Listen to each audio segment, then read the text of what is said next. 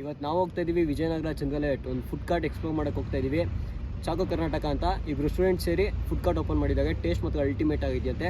ಬನ್ನಿ ಅಲ್ಲೇ ಡೈರೆಕ್ಟ್ ಹೋಗೋಣ. ಲೊಕೇಶನ್ ಡೀಟೇಲ್ಸ್ ಎಲ್ಲ ಅವ್ರನ್ನೇ ಕೇಳೋಣ ಬನ್ನಿ. ಮೆನ್ಯೂ ಇಲ್ಲೇ ಇದೆ,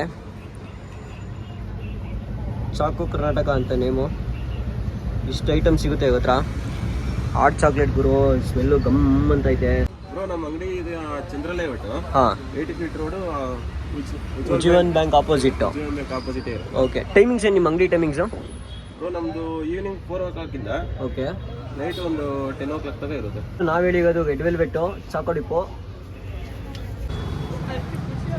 ಫ್ರೆಶ್ ರೆಡ್ ವೆಲ್ವೆಟ್ ಕೇಕು.